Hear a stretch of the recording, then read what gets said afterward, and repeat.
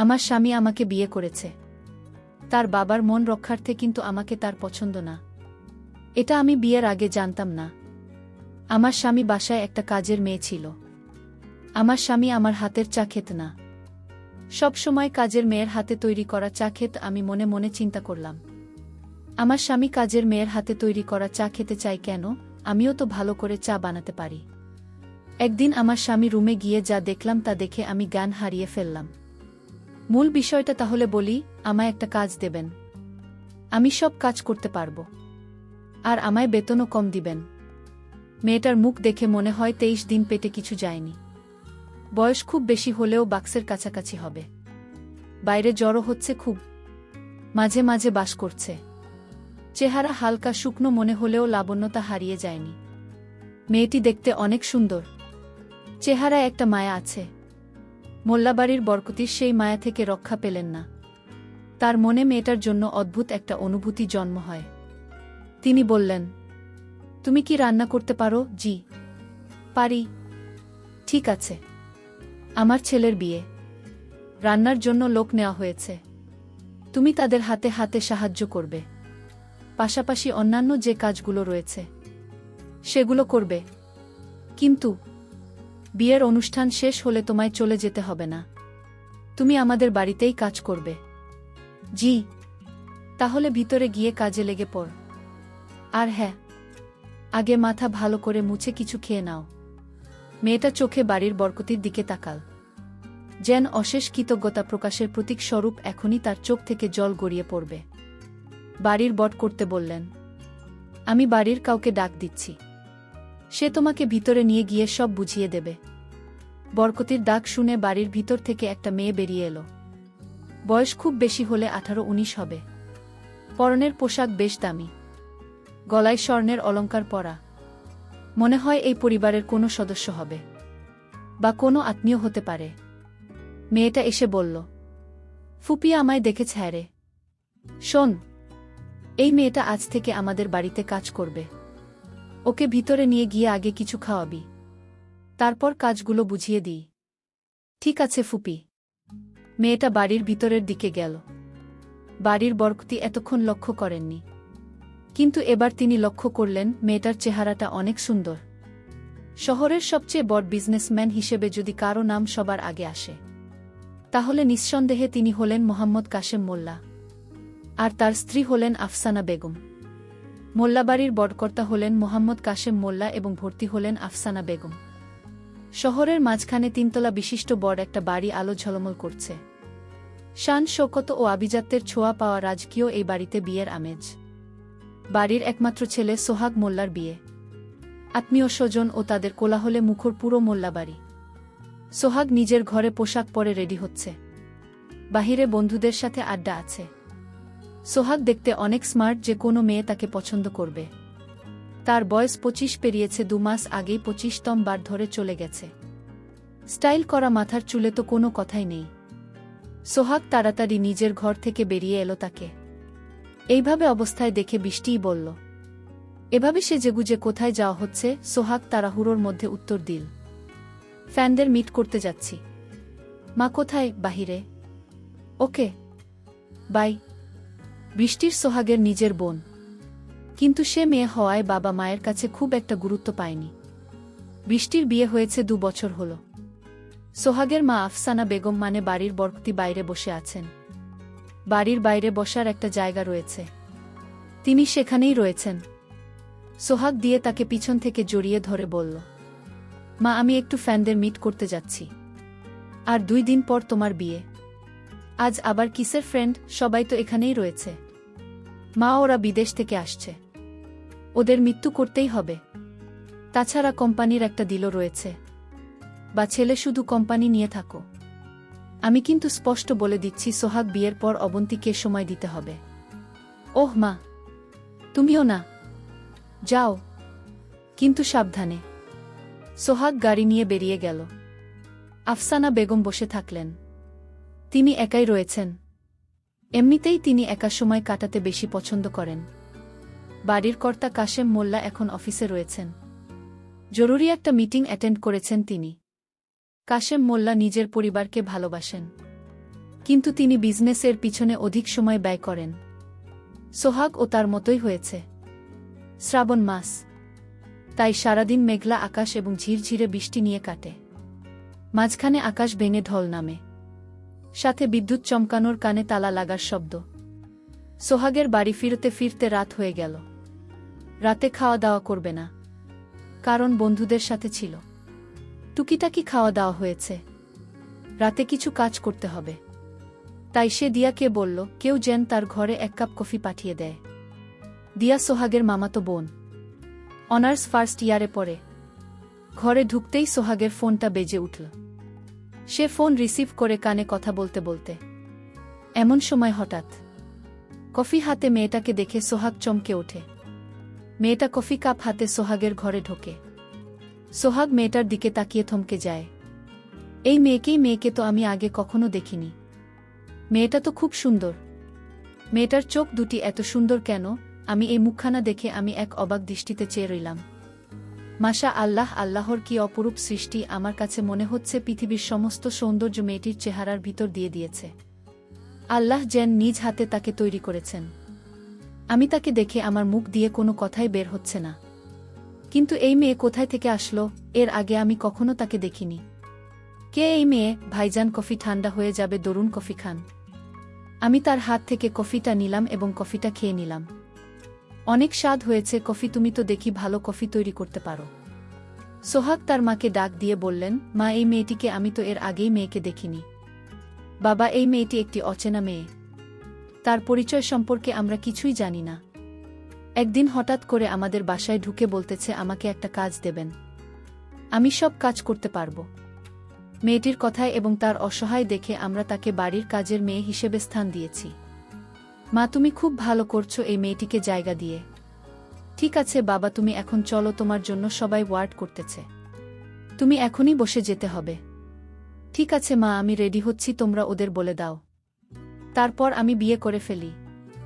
একদিন কাজের মেয়েটি বলল, ভাইজান, ভাবি অনেক সুন্দর, আপনি যেমন ভাবেও তেমন আপনাদের দুজনকে খুব সুন্দর মানিয়েছে। কি বলছো তুমি? তুমি কি জানো এই বিয়েতে আমি রাজি ছিলাম না, শুধু আমার বাবার কথায় আমি রাজি হয়েছি। বাবার খুব ইচ্ছে ছিল তাকে বুক করে আনার, বাবার দিকে তাকিয়ে আমি বিয়ে করেছি। আচ্ছা, তোমাকে একটা কথা বলি, তোমার বাসা কোথায়? তোমার মা বাবা ভাই বোন তারা কোথায়? ভাইজান, আমি কিছুই জানি না। আমার ছোটবেলা থেকে বড় হয়েছি একটা অনাথ আশ্রমে। আমার জন্মের পর আমার মা বাবা কাউকে দেখিনি। আমার মা বাবা কোথায় থাকে, বেঁচে আছে কি না মরে গেছে, তা আমি কিছুই জানি না। মেয়েটি এই কথা বলার সাথে সাথেই হালিমা করে কান্না শুরু করে দিয়েছে। আমি বললাম, তুমি কাঁদছো কেন? মেয়েটির কান্না আমি কিছুতেই তা মানতে পারছি না। মেয়েটিকে বললাম, তুমি কেঁদো না, তুমি এই বাড়িতে থাকবে। তোমার যখন যা প্রয়োজন হবে আমাকে বলবে, আমি এনে দেব, ঠিক আছে? এখন আর কেঁদো না। আচ্ছা, তোমার নামটা কি? যেহেতু তুমি বাড়িতে আছো সেহেতু তোমার নামটা জানা দরকার, তোমায় কি নামে ডাকবো? মেয়েটি বলল, দেখুন ভাইজান, আমার নাম অনাথ আশ্রমে সবাই মমিনা ডাকত। আচ্ছা ঠিক আছে, এখন থেকে তোমাকে মমিনা ডাকব। আচ্ছা যাও, এখন গিয়ে ঘুমাও। পরদিন সকালে দেখি ভাইজান ভাবের সঙ্গে কি নিয়ে যেন কথা কাটাকাটি করতেছে। আমি আড়াল থেকে শুনতে তাদের সব কথা শুনছিলাম। সোহাগ ভাইয়া বলছে, আমি তোমাকে বিয়ে করতে চাইনি। তোমার বাবা আর আমার বাবা আমাদের দিয়ে দিয়েছে। তুমি এসব কি বলছো? তার মানে তুমি আমায় পছন্দ করে বিয়ে করনি? না, আমি তোমাকে পছন্দ করে বিয়ে করিনি। আমার বাবার কারণে আমি তোমাকে বিয়ে করেছি। তাহলে তুমি আমায় বিয়ে করলে কেন? এখন আমার কি হবে? তোমার কি হবে তা আমি কিছুই জানি না। আমি ঘুমাতে গেলাম। এই বলে সোহাগ ভাইয়া তার রুমে ঘুমাতে গেল। আর ভাবি তার রুমে একা একা বসে কান্না করছে। আমি ভাবিকে জিজ্ঞেস করলাম, ভাবি তুমি কাঁদছো কেন? আর বলিস না তো, সোহাগ ভাই নাকি আমায় পছন্দ করে বিয়ে করেনি, বিয়ে করেছে তার বাবার জবরদস্তিতে। এখন আমি এই বাড়িতে থেকে কি করব, যেখানে আমার স্বামীর মর্যাদা পাব না? উঠতে বসতে নানা কথা বলবে, তা আমি কিছুতেই সহ্য করতে পারব না। মমিনা, এখন আমি কি করব? ভাবি আপনি কোনো চিন্তা করবেন না, সব ঠিক হইয়া যাইব। সোহাগের দাঁত দিল, মমিনা তুমি আমার জন্য 1 কাপ চা বানিয়ে নিয়ে আসো। ঠিক আছে ভাবি, আমি চাই, ভাইজান চা বানিয়ে নিতে বলছে। ঠিক আছে যাও। নিজের বুকে রেখে কাজের মেয়েকে বলছে চা বানিয়ে নেওয়ার জন্য। হায়রে কপাল! কাজের মেয়েটি সোহাগের ঘরে চা নিয়ে গেল। ধন্যবাদ বস। এখানে মমিনা, তুমি জানো তুমি কতটা সুন্দর, তোমাকে আল্লাহ যেন তোমায় নিয়ে হাতে তৈরি করেছে। কি যে বলেন ভাইজান, আমাকে কি ভাবে কত সুন্দর? দূরের কথা বলো না, ওকে আমার ভালো লাগে না। ভাইজান, আমি যাই করি যাই বা আর কিছুক্ষণ বস। তোমাকে একটা কথা বলতে চাই। কি কথা ভাইজান? এই মুহূর্তে ডাক পড়ল, কাজের মেয়েটি কোথায় গেল? মা ডাকছে আমায়, আমি যাই। ঠিক আছে। এদিকে তার বিয়ে করা স্ত্রী বলল, আপনি নাস্তা করবেন না? নাস্তা করতে আসেন।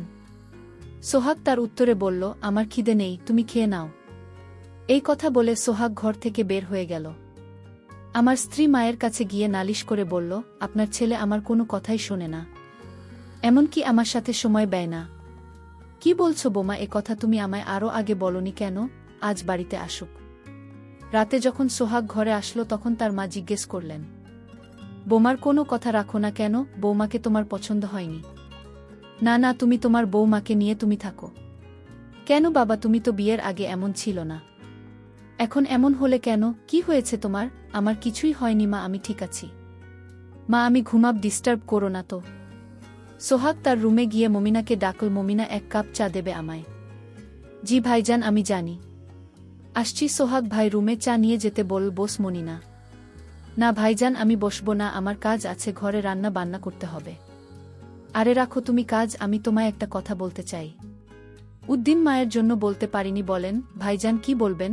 মমিনা, আমি তোমাকে বিয়ে করতে চাই, তোমার কোনো আপত্তি আছে? ভাইজান, কি বলছেন? আপনার কি মাথা ঠিক আছে? আমি একটা সামান্য কাজের মেয়ে, আমি অনাথ আশ্রমে বড় হয়েছি, আর বিপদে পড়ে আপনার বাসার কাজের মেয়ে হিসেবে আমাকে আপনার বাবা মা আমাকে জায়গা দিয়েছে। আমি কি আর আপনি কি? মমিনা, আমি কিছুই বুঝি না, তুমি কি, তোমার পরিচয় কি? আমার কিছুই জানার দরকার নেই। আমি তোমাকে বিয়ে করে আমার ঘরের আজ রানী করে রাখব। আমাদের এই সকল কথা ভাবি মানে শোভনের স্ত্রী আড়াল থেকে শুনে কান্না করতে শুরু করে দিল। কান্না করতে করতে তার রুমে গেল, বিছানায় শুয়ে শুয়ে কান্না করতে লাগল। এমতাবস্থায় সোহাগের মা বৌমাকে কান্না করতে দেখে জিজ্ঞেস করল, কি হয়েছে বৌমা, তুমি এভাবে কাঁদছ কেন? এভাবে কেন কাঁদছি? আমার সাথে আসুন, দেখুন নিজে চোখে, কাজের মেয়ের সাথে আপনার ছেলে রোম্যান্টিক গল্প করছে, তাকে সে বিয়ে করতে চায়। আমি তাদের সব কথা শুনেছি। সোহাগের মা রাগান্বিত হয়ে ডাক দিল, এই মেয়ে কাজের মেয়ে, আমি তোকে আমার বাড়িতে জায়গা দিয়ে কি ভুল করেছি? তুই আমার ছেলের সাথে গল্প করার জন্য এখানে এনেছি, আমার ছেলেকে বিয়ে করার স্বপ্ন দেখছিস? না না, আমি আপনার ছেলেকে বিয়ে করতে চাইনি, আপনার ছেলে আমাকে বিয়ে করতে চায়। এই কথা বলতে সোহাগের মা আমাকে একটা থাপ্পড় মেরে বলে বের হয় আমার বাড়ি থেকে। সোহাগ তখন বলল, মা, মমিনা এই বাড়িতেই থাকবে। মমিনাকে আমি ভালোবাসি মা, আমি তাকে বিয়ে করে এই বাড়িতে রাখতে চাই, আমি তা কিছুতেই হতে দেব না। আমি বেঁচে থাকতে মা চোখ, তুই আমাকে মা বলে ডাকবে না? মায়ের কথা শুনে সোহাগ স্তব্ধ হয়ে গেল। ঠিক আছে মা, আমি বাড়িতে থাকব না। মমিনা বল, ভাইজান, আমার জন্য আপনি বাড়িতে থাকবেন না কেন? আপনি থাকেন, আমি বাড়ি থেকে চলে যাচ্ছি। না আমি না, তুমি থাকো। এই বলে সোহাগ চলে গেল। এদিন সোহাগ রাতে বাড়িতে ফেরেনি। মা তার বোমার রুমে গিয়ে বলল, সোহাগ আসছে না মা? সোহাগ তো এখনো ফেরেনি। মমিনাকে ডাক দিয়ে বলল, সোহাগ কোথায়? আমি তো জানি না মা। পরের দিন সকালে লোকে বলাবলি করতে লাগল, এটাকে মাটিতে পড়ে রইল। কাছে গিয়ে দেখে, হায় হায়, তাতে মোল্লার ছেলে সোহাগ। ও এভাবে মাটিতে পড়ে রইল কেন? কাছে গিয়ে দেখেন সোহাগ দুনিয়াতে নেই, মহিলা পড়ে রয়েছে, আর তার হাতের মুঠোতে একটা চিঠি দেখতে পেল। লোকজন সোহাগকে নিয়ে বাড়ির সামনে রাখল। সোহাগের মা কোথায়? আপনি, আপনার ছেলে ময়রা গেছে। সোহাগের মা দূরে এসে সোহাগের মুখটা দেখে মা জ্ঞান হারিয়ে ফেল। একটা লোক বলল, উনার স্ত্রী কোথায়? ওনাকে ডাক দেন তো। সোহাগের স্ত্রী কান্না করতে করতে আসলো। লোকটি তার হাতে চিঠি দিয়ে বলল, মৃত অবস্থায় তার হাতে আমরা এই চিঠি পেলাম।